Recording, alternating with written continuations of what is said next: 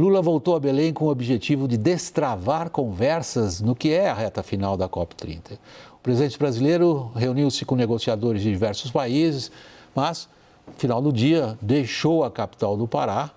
Tem outros compromissos, muitos deles internacionais, vai para o G20 na África do Sul, depois vai a Moçambique, e deixou lá o pessoal negociando. Quem está acompanhando as agendas é o nosso repórter Pedro Teixeira.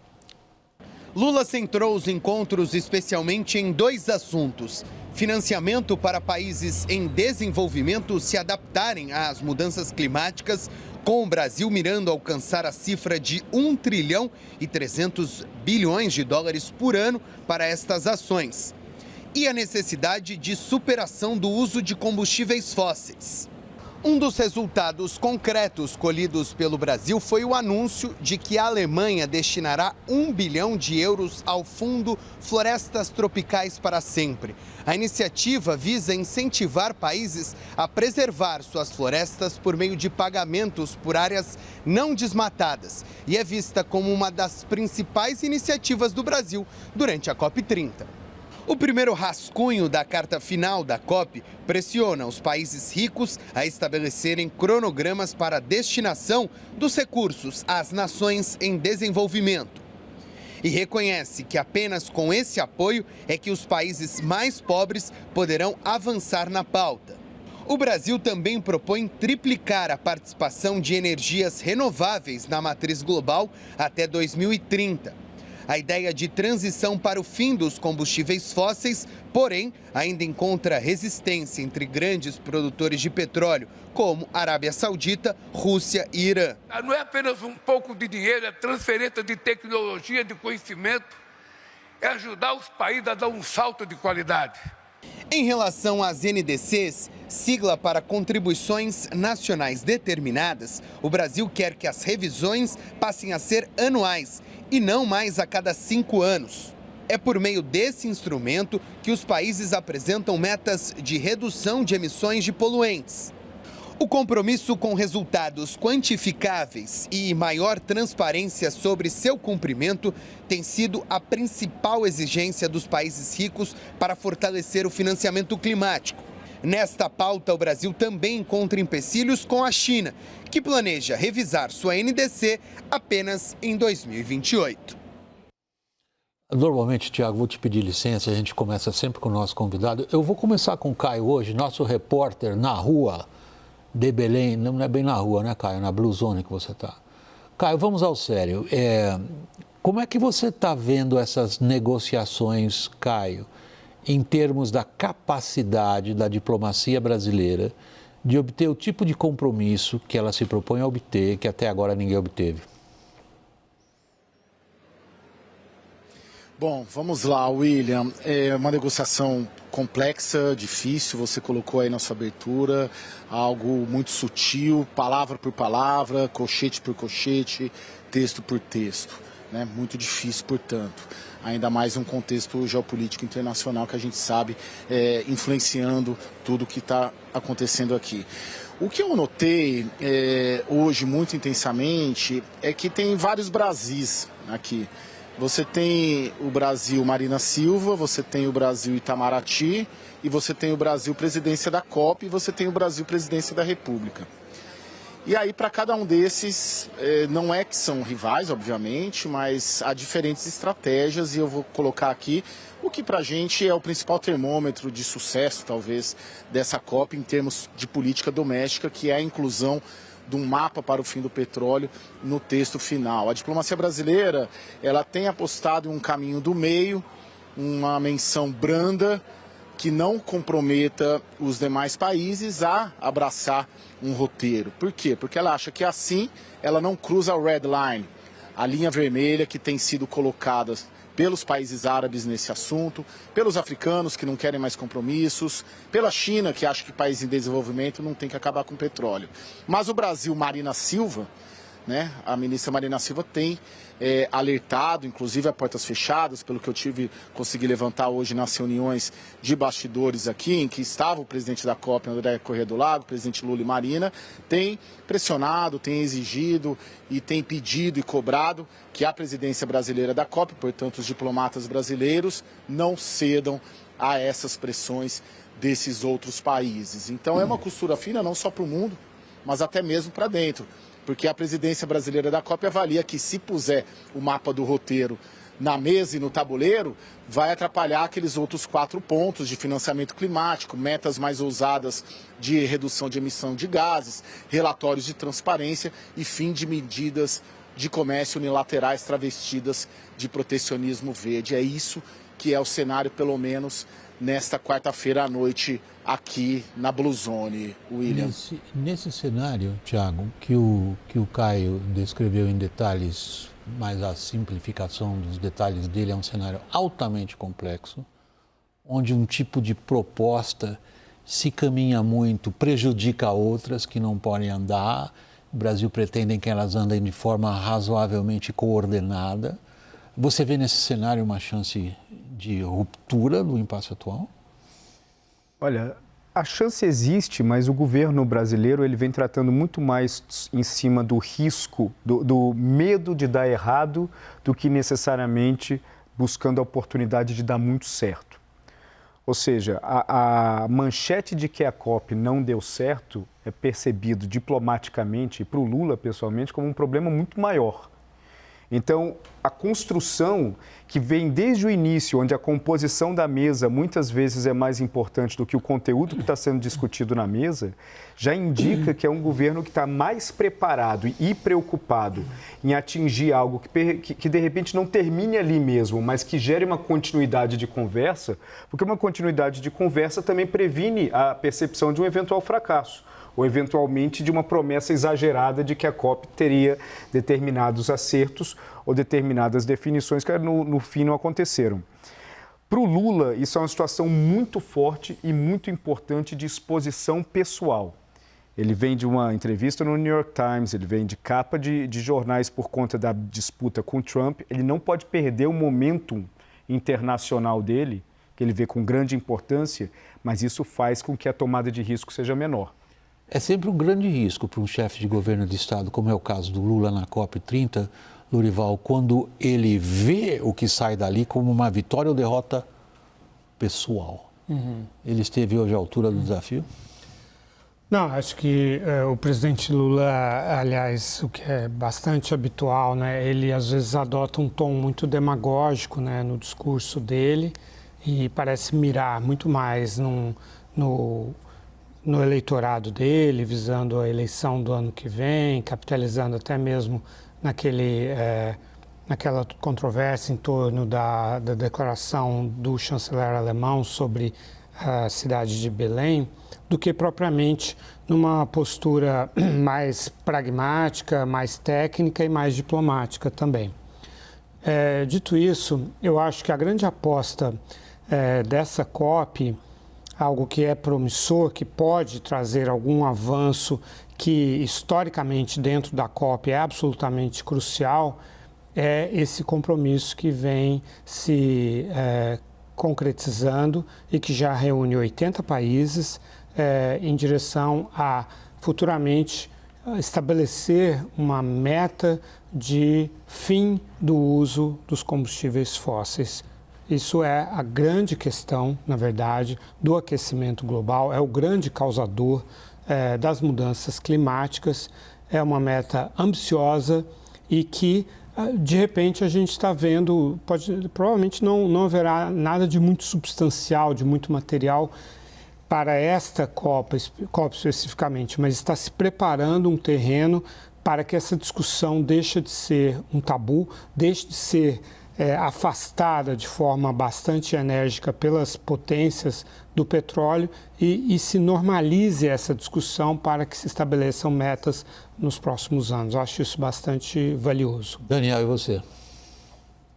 William, eu desde o início do ano eu tinha uma dificuldade, acho que como todos que gostam desse assunto da COP, de mensurar o que pode ser um sucesso ou um fracasso da COP30. É muito diferente de uma negociação comercial, em que se você tem acordo é um sucesso, se você não tem acordo é um fracasso.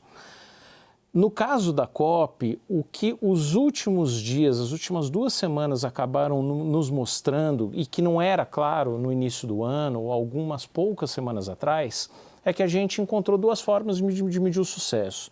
O grau de adesão ao TFFF, e aí a gente pode enxergar o copo meio cheio ou meio vazio, e atingir ou não esse mapa do caminho para eliminação justa, ordenada e equitativa dos combustíveis fósseis. 2005, eu já disse isso, a matriz energética global tinha 85% de fósseis, petróleo, carvão e gás natural. 20 anos depois, em que pese tudo que a gente falou sobre transição energética e crescimento e inserção das fontes renováveis, a gente está em 80%. O Brasil merece todos os méritos porque baixou o desmatamento, mas é importante lembrar, o Brasil não descarbonizou a sua economia. Quando a gente considera as emissões de gases de estufa do Brasil fora desmatamento, a gente cresceu nos últimos anos. Então, o Brasil não descarboniza a economia.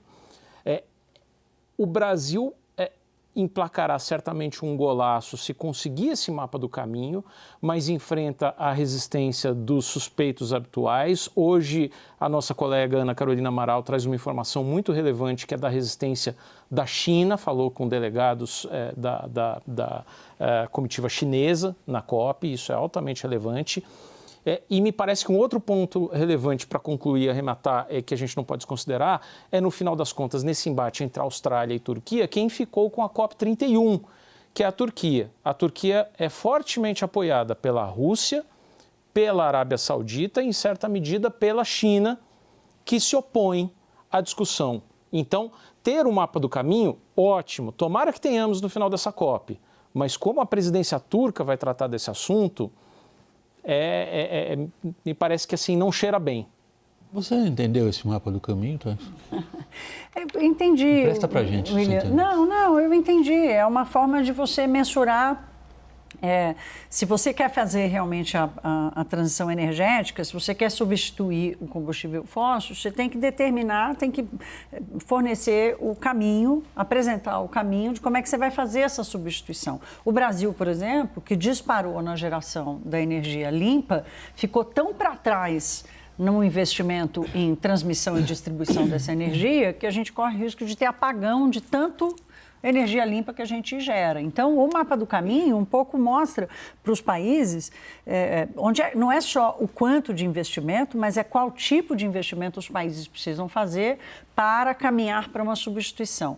Na Europa, por exemplo, e mesmo na China, você vai a Xangai, o que todo mundo tem dito sobre Xangai é que é uma cidade absolutamente silenciosa, os carros já são todos elétricos. Então, por que a China se oporia tanto à substituição dos combustíveis fósseis? Eu acho que tem muito mais posicionamento geopolítico aí, de fortalecimento do posicionamento geopolítico do que qualquer outra coisa.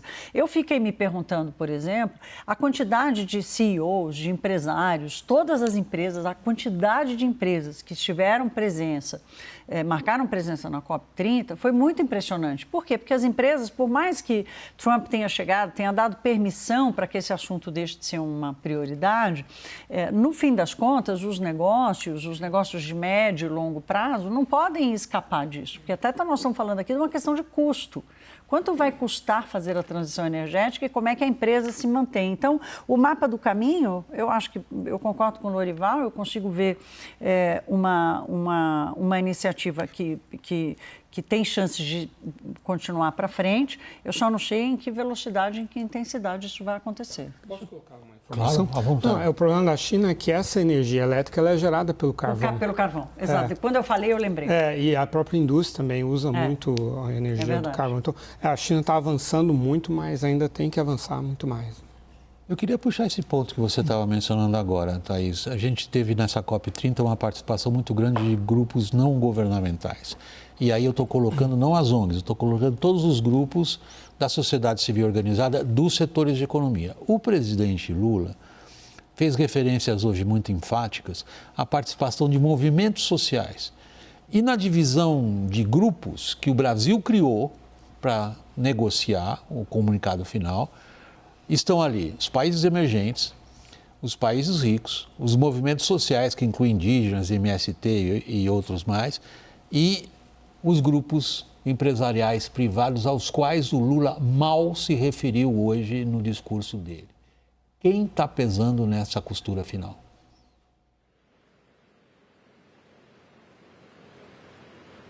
Isso é para mim, William?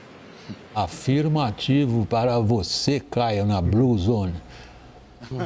Tá bom, perdão. Vamos lá. William, eu vi o discurso ali, acompanhei toda a agenda do presidente Lula ali nas reuniões fechadas, numa sala aqui próxima, inclusive, da onde eu estou. Acho que a costura geral que ele tentou fazer era, vamos dizer, tentar atingir os objetivos brasileiros e dele para dentro das negociações, e aí explica as agendas que ele teve com países latino-americanos, com a União Europeia, representando os países ricos, nessa contradição com os países em desenvolvimento, e também com os países africanos e os países insulares, né, que tem uma força moral muito forte nessas negociações climáticas, porque são os países que tendem a desaparecer se nada for feito. Então, esse é um bloco, olhando o presidente Lula para dentro, né, pedindo acordo, pedindo negociação, pedindo concessão. E para fora, para fins de política doméstica, de política brasileira, de eleição de 2026, foi o que ele fez ao se reunir com movimentos sociais e também com representantes do setor privado a portas fechadas, exposto ali no discurso que ele fez, na declaração que ele fez ali, depois de todos esses encontros, de que foi uma COP super bem sucedida, de que foi uma COP com participação popular e defendendo ali toda a visão. Ali, defendendo Belém, defendendo a Amazônia, a melhor COP de todas. Ali era já um discurso para dentro, para o público brasileiro, e justamente algo que eu penso, conhecendo e cobrindo o presidente Lula aí há 25 anos, ele vai levar esse discurso ufanista para as eleições, né? No sentido de que, e elas não se conectam, o sucesso brasileiro, ter um mapa do petróleo no texto final, independentemente do tom, não vai afetar o discurso que já está pronto do Brasil, seja do marketing, seja do Sidônio Palmeira, do que considerar essa COP e a realização em Belém um sucesso, né? São duas coisas que não se conectam e que podem ser vendidas de qualquer maneira. Ele fez uma referência hoje, Thiago, direto ao Trump. Até aqui ele só faltou, ele nem precisou citar o nome, porque a referência foi tão direta, porque ele falando, precisamos ensinar o presidente dos Estados Unidos que a crise climática existe. Era necessário? Não, não era. E isso confirma muito o que está sendo falado aqui, que é um discurso interno, é um discurso doméstico. Inclusive, quando você traz movimentos sociais para fazer parte de negociação junto com países emergentes, você está, de certa forma, desrespeitando a capacidade dos países emergentes também de envolverem os seus próprios movimentos sociais. Isso deveria fazer parte de uma pré-COP brasileira para que o Brasil chegasse lá já com a visão de movimentos brasileiros sem precisar incluí-los na mesa para conversar com os Seychelles, com Ilhas Maurício. A mensagem ao Trump é uma mensagem que eu vejo muito mais o Lula tomado pela emoção do que necessariamente pela razão. Ele vinha se conduzindo muito bem com a razão nas últimas duas conversas que ele teve com o Trump. Os resultados estavam começando a sair. Nós não podemos correr o risco de acontecer o que aconteceu nos BRICS, quando ele fez o discurso da moeda única sem ter combinado com outros personagens sobre moeda única. E aquilo gerou um impacto negativo e chegou até a Casa Branca. Claro que hoje nós não temos os interlocutores para levar essa mensagem em Washington, como o filho do ex-presidente. Mas, nesse caso, é um risco que pode levar ao Trump até, já que o Trump ele é muito imprevisível, a dar uma resposta à altura, e isso acaba prejudicando um outro tema importante para nós, que são as tarifas. Você ia falar alguma coisa sobre isso? Eu entendi você bem. Não, eu acho que o Lula está experimentando, assim, até onde ele pode ir. Essa fala dele, ele diz assim, eu estou tão feliz que eu quero isso, isso e aquilo. Eu estou tão feliz que eu quero acabar com a guerra na Ucrânia. Eu estou tão feliz que eu vou convencer o Trump de que a questão climática é importante. Então, o embrulho da fala dele... o chefe de governo alemão dançar carimbó também. Exato, quer fazer o Merz dançar carimbó. Então, assim, eu acho que o embrulho que ele faz é um embrulho, como você disse, né, de autoelogio e dele se colocar numa posição que ele vai ficar best friend do Trump e vai convencê-lo à questão climática, né? Mas, de novo, eu acho muito mais um embrulho com selo de correio brasileiro do que com encomenda internacional. Do ponto de vista da diplomacia brasileira, Lorival, o Tiago já havia se referido a isso também. Quando você, como você fez numa das suas intervenções aqui nessa edição do WW, diz, há pelo menos uma contribuição que merece ser vista com mais atenção dessa COP, que é colocar na mesa uma discussão necessária. Ela tem sido impedida pelo cenário geopolítico. Em que o Brasil está sabendo ou não está conseguindo contornar esse obstáculo? Acho que o Brasil está sendo capaz de arregimentar os países que estão dentro dessa agenda, né? Que são os países que entendem a necessidade dessa transição energética e que não são tão dependentes economicamente do petróleo, né, do carvão. Como é o caso do Golfo, né? Mas também da Rússia e dos Estados Unidos.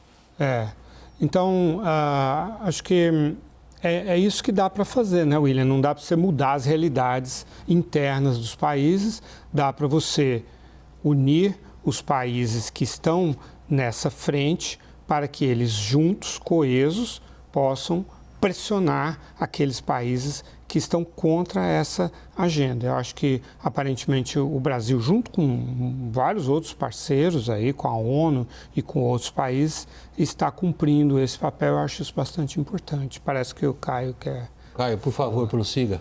William. Não, eu ia colocar... assim, você tem esse assunto do mapa do petróleo, ele corre em duas frentes. Ele corre em uma frente, diplomacia brasileira, presidência da COP, que é a diplomacia brasileira, presidência da COP, ela está atuando muito mais como uma conciliadora dos diferentes interesses de todos os países. E está muito difícil colocar algo assertivo sobre transição do mapa do petróleo no texto final. E paralelamente a isso, que é o que o Lorival coloca, há um movimento de países que se uniu aqui, inclusive, essa semana, um movimento, liderado pela Colômbia com os países insulares, que se aliou a um movimento que chama BOGA, que significa Aliança para Além do Óleo e Gás, que é liderado pela Dinamarca, Reino Unido, França, tem Chile também. E eles, as informações extraoficiais, é que ali já teria mais de 100 assinaturas caminhando para um tratado de não proliferação de combustíveis fósseis e também para uma conferência internacional no ano que vem, que seria, em princípio, na Colômbia. Só que o grande problema desse movimento paralelo, que seria uma carta política, né, de países que se juntaram e que se uniram aqui em Belém, em torno dessa carta política, é que ela não teria a China, que emite 27% das emissões, e também os Estados Unidos, mais 12%, 13%. Estamos falando de quase metade, isso, e os países árabes também. Então, em termos concretos, você pode juntar 100, 110, 120 países, mas se você exclui dessa carta política, e principalmente do documento final, que vincularia todos os países do mundo a um caminho para o fim do combustível fóssil, se você exclui China, se você exclui Nigéria, que é uma grande produtora, se você exclui os países do Oriente Médio, ali ela não vai ter um efeito prático, ela será o que ela será, que é uma carta meramente política, sem vincular os principais produtores, exportadores de petróleo. Daniel está me pedindo a palavra, a gente encerra na sequência, Daniel. Eu acho só importante, voltando a uma pergunta que você fez a Thaís, William, na verdade a gente não sabe o que é o mapa do caminho e nem o Brasil está propondo esse roteiro. O que havia era uma intenção declarada na COP28 que foi perdida, que o Brasil está resgatando, precisamos ter um compromisso, precisamos mandatar a próxima COP a tratar do assunto. Quer dizer, o que está se discutindo agora é assumir o compromisso de, na próxima COP, apresentar o roteiro. O Brasil não está propondo que a gente tenha esse roteiro agora explicitado. E aí eu volto no meu ponto anterior. Você incumbir a próxima presidência dessa atribuição e a atribuição ficar com a Turquia, com o apoio da Rússia, da Arábia Saudita e da China, não é um sinal muito promissor.